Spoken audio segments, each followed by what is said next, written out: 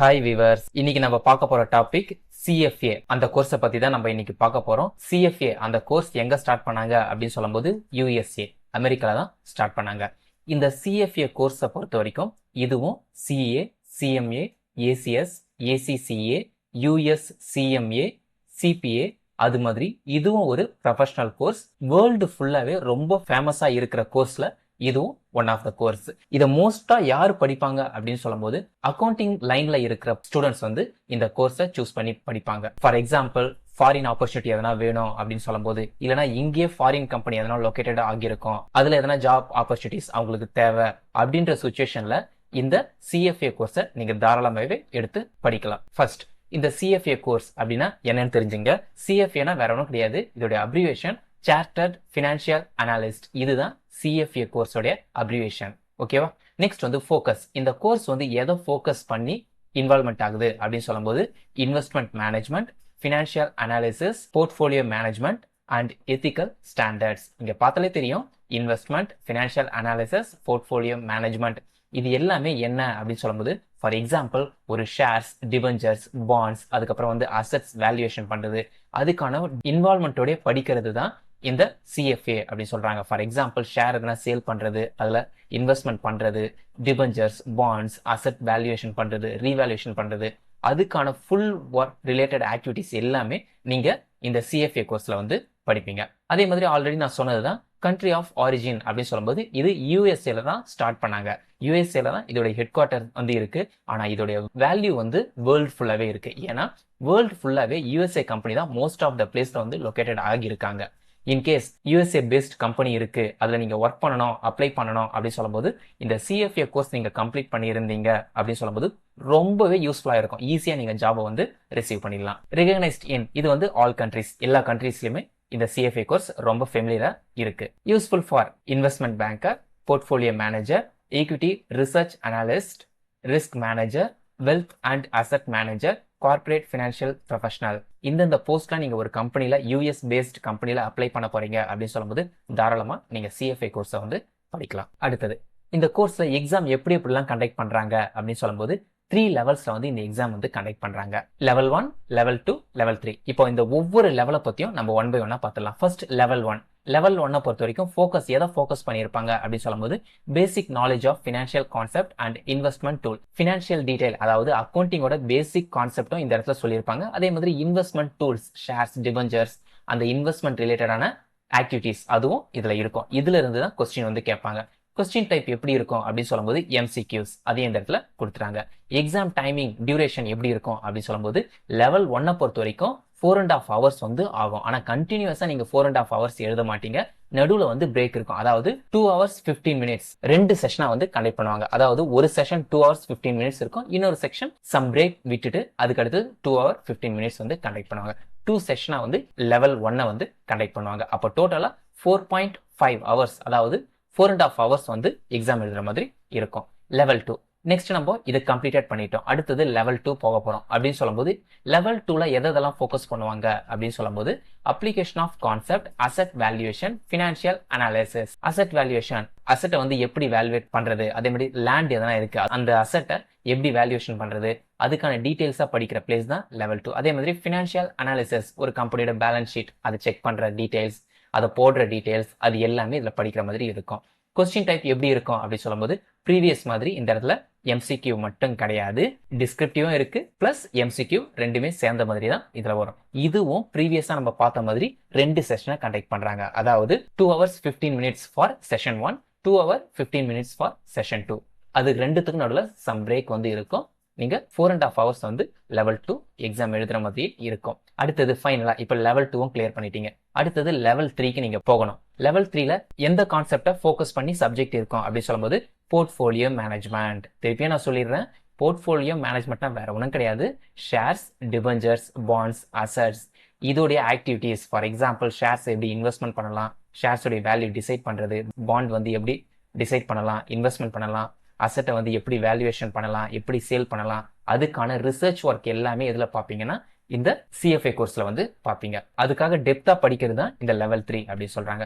Question டைப்பை பொறுத்த வரைக்கும் இதுல எஸ்ஏ டைப் கொஸ்டினும் இருக்கும் பிளஸ் ஐட்டம் செட்ஸ். அந்த கான்செப்டும் இருக்கும். இதுல வந்து எஸ்ஏ டைப் கொஸ்டினும் இருக்கும், பிளஸ் ஐட்டம் செட். ஐட்டம் செட்னா மினி பேராகிராஃப் மாதிரி இருக்கும். எஸ்ஏனா நம்ம ரொம்ப பெருசா எழுதுற மாதிரி இருக்கும். ஐட்டம் செட்னு சொல்லும்போது ஒரு 10 லைன்ஸ் 15 லைன்ஸ் அந்த ரேஞ்சில் எழுதுற மாதிரி இருக்கும். இதுவும் 2 செஷன்ல கண்டக்ட் பண்றாங்க. டோட்டலா 4.5 hours வந்து எடுத்துக்கிறாங்க. Session 1 for 2 hours 15 minutes, session 2 for 2 hours 15 minutes. டோட்டலா 4.5 hours வந்து எழுதுவீங்க. நடுவுல ஒரு பிரேக் உங்களுக்கு இருக்கும். இதுதான் சிஎஃப்ஏ கோர்ஸோட எக்ஸாம் கண்டிஷன். நெக்ஸ்ட் பாருங்க, எக்ஸாம் ஃபார்மேட். எப்படி இந்த எக்ஸாம் வந்து கண்டக்ட் பண்றாங்க அப்படின்னு சொல்லும்போது, இது வந்து CBT exam, computer based test. Computer based exam தான், பென் அண்ட் பேப்பர் அந்த டைப் கிடையாது, லைக் சிஏ சிஎம்ஏ ஏசிஎஸ் மாதிரி. Next, conduct in test centre world wide. இப்போ நீங்க என்னதான் இந்தியாவில் நீங்க இருக்கீங்க ரிஜிஸ்டர் பண்றீங்க அப்படின்னு சொல்லும்போது, இந்தியாலையும் நிறைய சென்டர் வந்து இருக்கு. அங்க நீங்க தாராளமாக ரிஜிஸ்டர் பண்ணி அந்த சென்டர்ல தாராளமாகவே நீங்க எழுதிடலாம், எந்த ஒரு ப்ராப்ளமும் கிடையாது. அதே மாதிரி ஈச் லெவல் ஹேஸ் 2 செஷன், அதாவது மார்னிங்ல ஒரு செஷன் இருக்கும், ஈவினிங்ல ஒரு செஷன் இருக்கும், with an optional break in between. அதாவது ஆல்ரெடி சொல்லியிருக்கேன், லெவல் 1 வந்து 4.5 hours எக்ஸாம் எழுதுவீங்க. அது வந்து 2 hours 15 minutes session 1, 2 hours 15 minutes session 2 அப்படின்ட்டு 2 செட்டா பிரிச்சிருப்பாங்க. அப்போ ஃபர்ஸ்ட் செஷனை ஏஎம் மார்னிங் வந்து எழுதுவீங்க, அதே மாதிரி செகண்ட் செஷனை பிஎம் ஆஃப்டர்நூன் மேல எழுதுற மாதிரி இருக்கும். Exam schedule 3 levels, level 1, level 2, level 3 எந்தெந்த டைம்ல எக்ஸாம் வந்து கண்டக்ட் பண்ணுவாங்க அப்படின்னு சொல்லும்போது, லெவல் 1 பொறுத்த வரைக்கும் இயர்லி 4 times வந்து எக்ஸாம் வந்து கண்டக்ட் பண்றாங்க. லைக் பிப்ரவரி, மே, ஆகஸ்ட், நவம்பர், இந்த 4 months வந்து எக்ஸாம் வந்து கண்டக்ட் பண்றாங்க. அதனால 3 months ஒன்ஸ் எக்ஸாம் வந்துட்டே இருக்கும் ஃபார் லெவல் 1க்கு. இன்கேஸ் நீங்க லெவல் 2க்கு வந்து ஜம்ப் ஆயிடுறீங்க அப்படின்னும் போது 4 months ஒன்ஸ் வந்து எக்ஸாம் கண்டக்ட் பண்றாங்க. லைக் மே, ஆகஸ்ட், நவம்பர், இந்தந்த மந்த்ஸ்லாம் உங்களுடைய எக்ஸாம் வந்து இருக்கும் ஃபார் லெவல் 2க்கு. யூ ஆர் இன் லெவல் 3 அப்படின்னு சொல்லும்போது ட்வைஸ் இன் எ இயர், அதாவது வருஷத்துல 2 வாட்டி கண்டக்ட் பண்றாங்க, பிப்ரவரி அண்ட் ஆகஸ்ட். இது எல்லாமே எக்ஸாம் கண்டக்ட் பண்றதுக்கான டியூரேஷன் பீரியட். ஓகேவா? லெவல் 1 பொறுத்த வரைக்கும் 4 times கண்டக்ட் பண்றாங்க இன் இயர்லி. அதே மாதிரி லெவல் 2 பொறுத்த வரைக்கும் 3 times கண்டக்ட் பண்றாங்க. லெவல் 3 பொறுத்த வரைக்கும் 2 times வந்து கண்டக்ட் பண்றாங்க. அதாவது லெவல் ஆஃப் டஃப்னஸ் இன்க்ரீஸ் ஆக ஆக ஆக எக்ஸாமோடைய டியூரேஷனும் கம்மியாகுது. இங்க பாருங்க. நெக்ஸ்ட், பாசிங் ஸ்கோரை பொறுத்த வரைக்கும் எந்த ஒரு ஃபிக்ஸட் பாசிங் ஸ்கோரும் இந்த சிஎஃப்ஏ கோர்ஸுக்கு கிடையாது. ஒவ்வொரு வருஷமும் அவங்கள ஒரு பாசிங் ஸ்கோரை வந்து டிசைட் பண்ணுவாங்க. ப்ரீவியஸா பொறுத்த வரைக்கும் நம்ம என்ன சொல்லலாம் அப்படின்னு சொல்லும்போது, history of average pass rate, அதாவது ப்ரீவியஸா நடந்த எக்ஸாமை பேஸ் பண்ணி அப்ராக்சிமேட்டா எவ்வளவு பாஸ் பர்சன்டேஜ் இருக்கும் அப்படின்னு சொல்லும்போது, லெவல் 1ல 40% வந்து கிளியர் பண்றாங்க. ஃபார் எக்ஸாம்பிள், 100 பேர் எழுதுனாங்கன்னா 40 பேர் வந்து எக்ஸாம் வந்து கிளியர் பண்றாங்க. லெவல் 2 பொறுத்த வரைக்கும் அப்படியே இன்க்ரீஸ் ஆகுது. 100 பேர் எழுதுனாங்கன்னா 45 பேர் கிளியர் பண்றாங்க. லெவல் 3 பொறுத்த வரைக்கும் 100 பேர்ல வந்து 50 பேர் வந்து ஆஃப் த பர்சன் கிளியர் பண்றாங்க. அதனால எந்த ஒரு கவலையும் கிடையாது. நீங்க நல்லா படிச்சா எப்படியும் 100ல 50 பேர் அந்த கேட்டகரியில கண்டிப்பாவே இருப்பீங்க. அதனால உங்களாலையும் உங்களுடைய லைஃப்ல அடுத்த ஸ்டெப் போறதுக்கு மோஸ்ட் இம்பார்ட்டன்ட் கோர்ஸா இந்த சிஎஃப்ஏ கோர்ஸ் வந்து இருக்கும். ஏன்னா லெவல் ஆஃப் டஃப்னஸ் ரொம்பவே கம்மி தான். ஏன்னா நம்ம சிஏ சிஎம்ஏ எல்லாம் போகும்போது லெவல் ஆஃப் டஃப்னஸ் அங்க அதிகம். இங்க வந்து 40%, 45%, 50% அந்த ரேஞ்சில் தான் கொடுக்குறாங்க. அதனால தாராளமாக நம்ம படிச்சு கிளியர் பண்ணிடலாம். ஒவ்வொரு அக்கௌண்டிங் ஸ்டூடெண்ட் மட்டும் கிடையாது, நான் அக்கௌண்டிங் ஸ்டூடெண்ட்டும் இந்த கோர்ஸை வந்து ஜாயின் பண்ணலாம். ஆனால் பியூர்லி கோர்ஸ் சப்ஜெக்ட் யாருன்னு சொல்லும்போது அக்கௌண்டிங் ஸ்டூடெண்ட் தான். பிபிஏ, பிகாம், எம்காம், எம்பிஏ அது மாதிரி டிகிரி முடிச்ச ஸ்டூடெண்ட் தாராளமாகவே நீங்க ஜாயின் பண்ணலாம். அடுத்தது, டியூரேஷன் டு கம்ப்ளீட். இந்த சிஎஃப்ஏ கோர்ஸை கம்ப்ளீட் பண்றதுக்கு எவ்வளோ நாள் ஆகும் அப்படின்னு சொல்லும்போது, ஃபர்ஸ்ட் அட்டெம்ப்ட், அதாவது எந்த ஒரு அரியரும் இல்லாம நீங்க டைரக்டா நீங்க கிளியர் பண்ணிடுவீங்க ஃபர்ஸ்ட் அட்டெம்ப்ட்லயே அப்படின்னு சொல்லும்போது 2.5 years to 3 years, அதாவது 2.5 வருஷத்துல இருந்து 3 வருஷத்துக்குள்ள நீங்க இந்த கோர்ஸை வந்து கிளியர் பண்ணிடலாம். அதே மாதிரி மேக்ஸிமம் அட்டெம்ப்ட் லிமிட், அதாவது பெர் லெவல், அதாவது கம்பல்சரி ஒவ்வொரு லெவலையும் நீங்க 6 attemptsக்குள்ள கிளியர் பண்ணிடலாம். இன்கேஸ் நீங்க கிளியர் பண்ண முடியல அப்படின்னு சொல்லும்போது நீங்க இன்எலிஜிபிள் ஆகிடுவீங்க. ப்ரிப்பரேஷனை பொறுத்த வரைக்கும் ஒவ்வொரு லெவலுக்கும் மினிமம் 300 to 350 hours வந்து படிக்கிற மாதிரி இருக்கும். அதே மாதிரி நீங்க எதனா செல்ஃப் ஸ்டடி படிச்சாலும் ஓகே. ஃபார் எக்ஸாம்பிள், யூடியூப்ல படிக்கிறது, இல்லை ஃப்ரெண்ட்ஸ் கிட்ட இருந்து மெட்டீரியல் வாங்குறது, இல்லைனா கோச்சிங் சென்டர் போய் படிக்கிறது, அது வந்து உங்களுடைய அப் டு யூ, உங்களுடைய விருப்பத்துக்கு ஏற்ற மாதிரி அதை நீங்க ஃபாலோ பண்ணிக்கலாம். சப்ஜெக்ட், இந்த சிஎஃப்ஏ கோர்ஸை பொறுத்த வரைக்கும் மெயினா எந்தெந்த சப்ஜெக்ட்லாம் கவர் பண்ணுவாங்க அப்படின்னு சொல்லும்போது, ethics and professional standards, quantitative methods, economics, financial reporting and analysis, corporate finance, equity investment, fixed income, derivatives, alternative investment, portfolio management and wealth planning. இந்தந்த டாபிக் எல்லாம் நீங்க இந்த சிஎஃப்ஏ கோர்ஸ்ல வந்து கவர் பண்ணுவீங்க. இங்க பார்த்தாலே தெரியுது, இந்த டாபிக் எல்லாம் நீங்க ஏதோ ஒரு இடத்துல ஏதோ ஒரு சப்ஜெக்ட்ல பிகாம் பிபிஏலயே நீங்க பார்த்துருப்பீங்க. அதனால கோர் சப்ஜெக்ட் இது உங்களுக்கு. BCom student, BBA, MCom, MBA நீங்க தாராளமாகவே இந்த கோர்ஸை படிச்சா உங்களுக்கு ரொம்பவே ஈஸியா இருக்கும். உங்க லைஃப்ல அடுத்த ஸ்டெப்புக்கும் நீங்க போயிடலாம். அடுத்தது எலிஜிபிலிட்டிக்கு வந்துடலாம். எலிஜிபிலிட்டியை பொறுத்த வரைக்கும் bachelor degree final year students can apply or 4 years of professional work experience or combination of study plus work experience total 4 years. இந்த இடத்துல என்ன சொல்றாங்கன்னு பாருங்க. நீங்க வந்து இப்போ பிகாம், பிபிஏ அது மாதிரி ஏதோ ஒரு டிகிரி படிச்சிருக்கீங்க. அப்படி படிக்கும்போது நீங்க இந்த சிஎஃப்ஏ கோர்ஸ்க்கு எலிஜிபிள். அதுவே நீங்க டிகிரி படிக்கல, 12th வரைக்கும் முடிச்சிருக்கீங்க, ஆனா என்னன்னா ஃபினான்ஸ் ரிலேட்டடான கம்பெனில ஒரு 4 years ஒர்க் பண்ணி அதுக்கான சர்டிஃபிகேட் வந்து ஒர்க் எக்ஸ்பீரியன்ஸ் சர்டிஃபிகேட் வச்சிருக்கீங்க. அது மாதிரி கேண்டிடேட்டும் நீங்க சிஎஃப்ஏ கோர்ஸ் வந்து கம்ப்ளீட் பண்ணிடலாம். அடுத்த கேட்டகரி என்ன அப்படின்னு சொல்லும்போது உங்ககிட்ட டிகிரியும் இருக்கும் பிளஸ் ஒர்க் எக்ஸ்பீரியன்ஸும் இருக்கும். ரெண்டுமே சேர்த்து டோட்டலா 4 years இருக்கிற மாதிரி இந்த கேட்டகரி. இவங்களும் நீங்க சிஎஃப்ஏ கோர்ஸ் வந்து ஜாயின் பண்ணலாம். எக்ஸாம் ஆல்ரெடி நம்ம ப்ரீவியஸாக பார்த்துட்டோம். சிபிடி எக்ஸாம் தான். அதே மாதிரி multiple choice, item set, SA type, ஒவ்வொரு லெவல்லையும் ஒவ்வொரு டைப் கேட்பாங்க. ஃபார் எக்ஸாம்பிள் லெவல் 1ல மல்டிபிள் சாய்ஸ் இருக்கும், லெவல் 2ல multiple choice plus item set, level 3ல item set plus SA type, இது எல்லாமே இருக்கும். அதே மாதிரி ஒவ்வொரு லெவலையும் நீங்க பாஸ் பண்றதுக்கு மினிமம் 300+ ஸ்டடி அவர் வந்து படிக்கிற மாதிரி இருக்கும். ஒர்க் எக்ஸ்பீரியன்ஸ் இந்த இடத்துல மெயின் டாபிக் வந்திருக்கும். ஃபார் எக்ஸாம்பிள் நீங்க சிஎஃப்ஏ கோர்ஸை 3 லெவல்ஸையும் நீங்க கம்ப்ளீட் பண்ணிட்டீங்க.